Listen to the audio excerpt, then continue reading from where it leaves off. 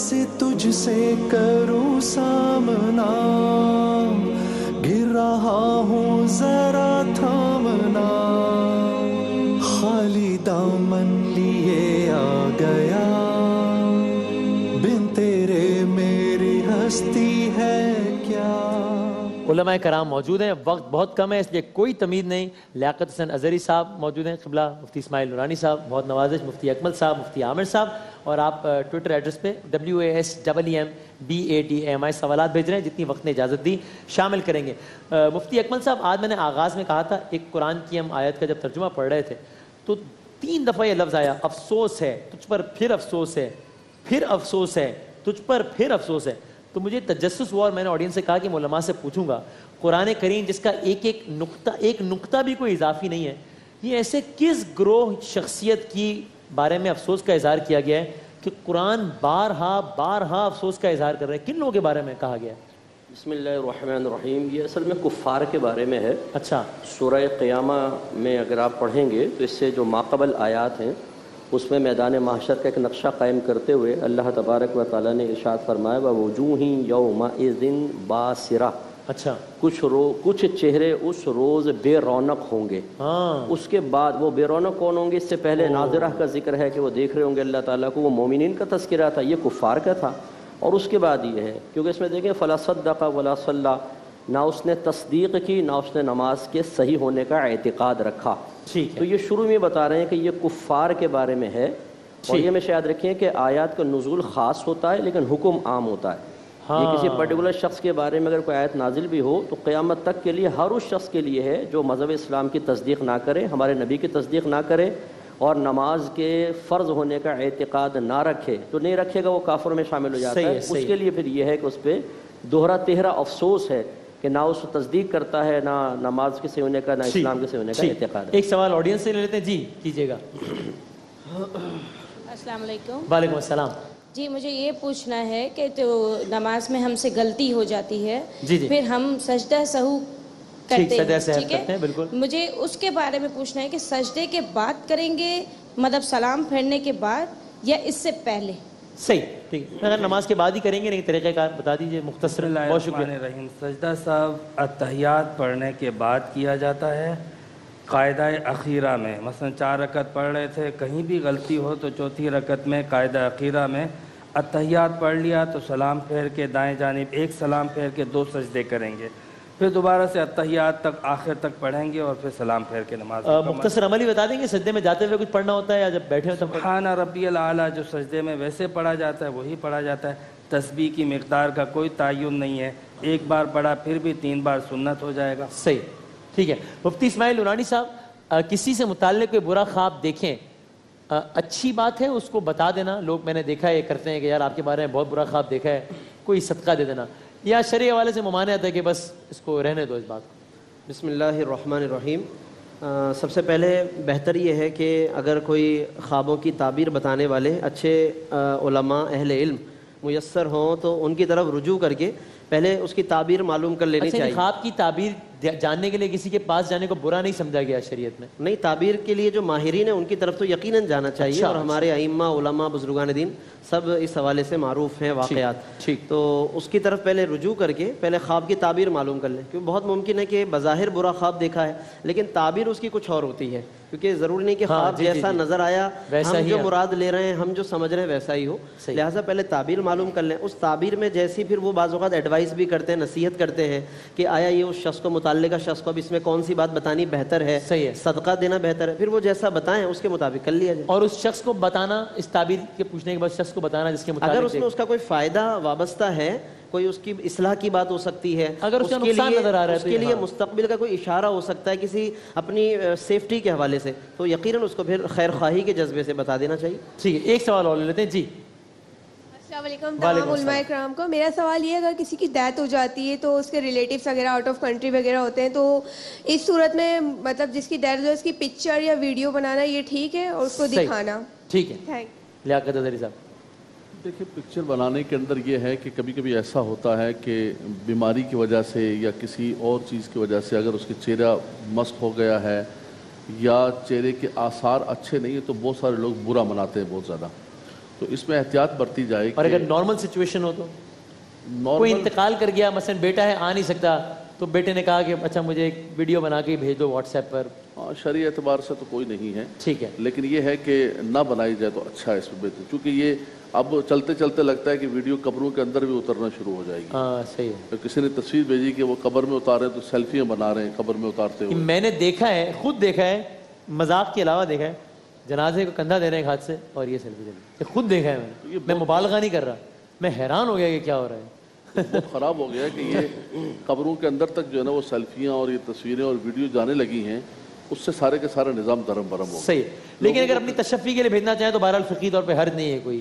لوگوں کو کلمہ یاد نہیں ہے, پڑھنا کیا ہے, اصال کرنا ہے, سیلفیاں لے رہے ہیں اور ویڈیو بنا رہے ہیں. صحیح, ٹھیک ہے.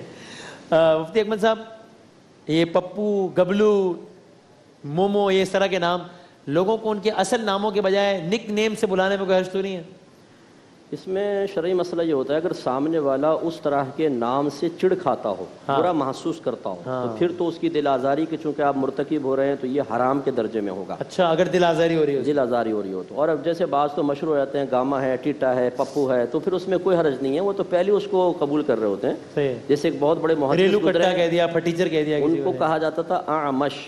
اچھا, ان کی تھوڑے سے آنکھ میں اس طرح کر کے جو دیکھتے ہیں نا, اس کو ہم عرف عام میں چندہ کہتے ہیں. وہ عامش کے نام سے مشہور ہیں, معروف ہیں, کوئی فیل نہیں کرتے تھے. تو کوئی اگر ایسا کوئی برا محسوس نہیں کرتا تو پھر کہنے میں کوئی حرج نہیں ہے. اور اس میں ایک تھوڑی سی بات, وہ جو خواب والے اس میں تھا کہ بعض اوقات تعبیر بھی الٹ ہوتی ہے. اگر کسی کو اپنے پورے دانت ٹوٹے ہوئے نظر آئے نا, تو یہ بڑی عمر کی طرف اشارہ ہوتا ہے. اچھا, جی ہاں, یہ دانت ٹوٹیں گے تو خواب میں دانت ٹوٹے ہیں تو خوش ہوں گے, لمبا خوش ہوں. بالکل, چلو بھائی ٹھیک ہے. خواب میں ہی دانت, یہ تو نہیں کسی کے دانت توڑ کے آپ کہیں میں نے اس لیے توڑ دیے کہ تم سدا جیو, اس طرح تو نہیں چلے. اس کا پریکٹیکل کر کے دیکھ لیں, تعبیر بہت اچھی ہے.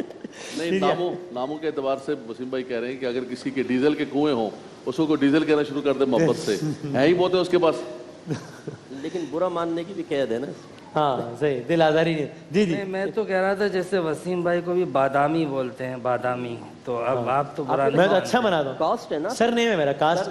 جی جی, سر نیم بھی اب نک نیم بھی بن گیا ہے, تو ایسا مسئلہ نہیں ہے اس میں. اچھا, یہ اسی پہ بتا دیں, بس کنکلوڈ کرتے ہیں. مذاق, یہ کیا لمٹ ہوتی ہے کہ جب مذاق رہتا ہے یا اس کے بعد وہ دل آزاری یا جھوٹ کے زمرے میں داخل ہو جاتا ہے؟ آپ کہتے ہیں نا کسی نے یہ کہہ دیا, آپ کہتے ہیں جھوٹ بولا, نہیں یار جھوٹ نہیں بولا, میں مذاق کر رہا تھا. ابھی لائن کہاں ڈرا ہوگی کہ جھوٹ ختم اور مذاق شروع, اور کیا؟ مذاق میں جھوٹ بولنا منع ہوتا ہے, دل آزاری منع ہوتا ہے. اصل میں ہمارے یہاں پہ لفظ مذاق کا تو بالکل مطلب اس کا مذاق بن گیا ہے, لفظ مذاق کا مذاق بن گیا, بالکل اس کا مطلب چینج ہو گیا ہے. ایک ورڈ یوز ہوتا تھا لطیفہ, جس میں بڑی لطیف بات کی جاتی تھی, اور اس لطیف چیز کے اندر ہی بہت زیادہ مطلب ایک علمی اور ایک طبیعت کو نشاط کرنے والی چیز ہوتی تھی. اب اس لطیف چیز کو اتنا کثیف کر دیا ہے, اس کے اندر اتنا وزن ڈال دیا ہے, اور اس کے اندر اتنی باتیں, اتنے مسئلے ڈال دیے ہیں. کبھی دل آزاری ہو رہی ہے, کبھی کس پر تہمت ہو رہی ہے, کبھی کسی کی نقالی ہو رہی ہے, تو کبھی کس کو گالی دی جا رہی ہے, تو گالی بھی مذاق ہے, کسی کو چانٹا مارنا بھی مذاق ہے. اب اس کا کوئی حشر نشر کر دیا ہے, تو مذاق لفظ کا مذاق نہ بنائے. جی ہاں. اچھا, پھر اس کے بعد جس کی دل آزاری ہو, یعنی اگر وہ ناراض ہو تو کہتے ہیں اس کو تو مذاق بھی برداشت نہیں, یعنی اچھا خاصا مذاق کر کے. اور جو لوگ یہ کہتے ہیں ان کو پھر بالکل مذاق برداشت نہیں ہوتا ہے, جو خود کہہ رہے ہو تو ان کے ساتھ کہیں مذاق ہو جائے تو وہ. اچھا سر, یہ بتا دیجیے بس جاتے جاتے, کسی کا نام کسی معتبر ہستی پر ہو, کسی شخص کا نام, تو اس شخص کو اگر آپ کبھی کسی بھی کانٹیکسٹ میں برا بھلا کہہ رہے ہیں تو لوگ یہ کہتے ہیں ارے تم نے تو توہین کر دی, اتنے مقدس, تو آپ کے ذہن میں ظاہر بات ہوتی ہے کہ میں اس آدمی کو جس کا نام یہ ہے, محمد ہے جس کا نام, یا کوئی بھی اس طرح کا نام ہے, میں اس کو برا بھلا کہہ رہا ہوں. میری مراد اللہ نہ کرے ذہن کی کسی گوشے میں بھی اس ہستی کی طرح, تو کیا ایسے ناموں کو برا بھلا کہنے سے محتاط رہنا چاہیے؟ ہاں دیکھیں, ویسے تو جو اصلے یعنی ایک تو عقیدت کا پہلو ہے, وہ تو ہے, میں تو فقہی حوالے سے, جو لوگ جو حکم لگانے میں سبقت اور جلد بازی کرتے ہیں اور جس ٹائپ کا لوگ حکم لگا دیتے ہیں, تو وہ تو یقیناً اس میں بہت احتیاط بھی کرنی چاہیے, اور وہ حکم اس طرح لاگو کرنا بھی جائز نہیں ہے, کیونکہ انما الاعمال بالنیات, عمل کا دار و مدار نیتوں پر بھی ہے. اور ظاہر احوال کے اعتبار سے بھی دیکھیں تو اس شخص کی ظاہر ہے کہ یہ مراد نہیں تھی. تاہم جو نام اس طرح کی مقدس ہستیوں اور مقدس شخصیات پر ہیں تو ان ناموں کا بھی احترام بیان فرمایا گیا. روایتوں میں فرمایا گیا کہ جب تم کسی کا نام محمد صلی اللہ علیہ وسلم کے نام پر نام رکھو تو فرمایا کہ پھر اس کا اکرام کرو. اس کی تعظیم کرو. تو لہٰذا اس سے یہ نتیجہ اخذ کیا گیا ہے کہ جب یہ مقدس اور مبارک نام ہو تو ہمیں احتیاط کرنی چاہیے. ہاں اس شخص کو اگر ہم کسی بات پہ ملامت کر رہے ہیں تو اس کا نام لے کر پھر اس کو ملامت نہ کریں. کیا ملامت کریں؟ مطلب ابھی آپ نے پپو گڈو بہت سارے نام بتائے، لیکن یہ کہ ان ناموں کی حتی الامکان جتنا ہو سکے بے ادبی سے اجتناب کرنا. جاتے جاتے فرما دیجئے کیا ہے قول ہے حدیث ہے کیا کہ اگر اتنی اولاد ہو تو کم سے کم اتنے کا نام میرے یا میری اولاد کے نام پر رکھا جائے تو مناسب ہے؟ اس طرح کی کوئی بات بس یہی فرمایا کہ اپنی اولاد کے اچھے نام رکھو اور ناموں کی برکات ہوتی ہیں، ناموں کی نسبتیں ہوتی ہیں. عبداللہ بہت اچھا نام ہے، عبد الرحمن بہت اچھا نام ہے. آقا دو جہاں صلی اللہ علیہ وسلم نے فرمایا کہ میرے کئی نام ہیں، انا احمد، انا محمد، انا حامد، انا حاشر. تو آج مسئلہ یہ بن گیا ہے کہ ہر دوسرے دن جو پرچہ آتا ہے ہر بہن یہ چاہتی ہے ایسا نام ہو کہ دنیا کی روئے زمین پر کہیں نہ پایا جاتا ہو. نیا نام بالکل نیو نک نیم بالکل ایسا ہو کہ کسی محلے میں، پھوپھی میں، چاچی میں، کسی میں نام کہہ سکیں ہمارا بچہ. اور اس میں آپ اندازہ کریں کہ اتنے غلط قسم کی نام بھی ہوتے ہیں جس کی کوئی انتہا نہیں ہے، جن کے معنی بڑے غلط ہوتے ہیں. لیکن لوگوں کو یہ شوق پیدا ہو گیا ہے. تو اس کے بجائے جو ہے وہ اچھے نام رکھیں. اچھے ناموں کی برکات ہوتی ہیں اور میدان معاشر کے اندر بھی وہ اچھی نسبتیں کام آتی ہیں. حضور کے اصحاب کے نام پر رکھیں، حضور کے اہل بیت اطہار کے نام پر نام رکھیں. بہت نوازش. آپ اس میں کہتے ہیں اس میں ایک حدیث ہے، نبی کریم صلی اللہ علیہ وسلم نے ارشاد فرمایا کسی شخص کا کیا جاتا ہے کہ اس کے گھر میں 1 یا 2 یا 3 یا 4 محمد ہوں. ایک روایت میں فرمایا جس کا نام محمد یا احمد ہوگا اللہ تعالیٰ بروز قیامت اس کے حساب میں آسانی فرمائے. تو اس لیے مشورہ میرا یہ ہوگا اپنا اگر بیٹا پیدا ہو تو ایک نام تو محمد رکھیں، ساتھ پکارنے کے لیے کچھ اور بھی رکھیں. جیسے میرا نام محمد ہے لیکن اکمل ساتھ پکارنے کے لیے تو محمد اکمل پورا نام ہو گیا. جزاک اللہ. بہت نوازش تمام علماء کرام کا، بہت بہت شکریہ. اور ایک وقفہ لیں گے، وقفے کے بعد ہمارا کوئی سیگمنٹ ہے شان علم، اس کے ساتھ حاضر ہوتے ہیں انشاءاللہ. ماہ رمضان یوں آ گیا بن کے رحمت یہ پھر چھا گیا، کیسے تجھ سے کروں سامنا گر رہا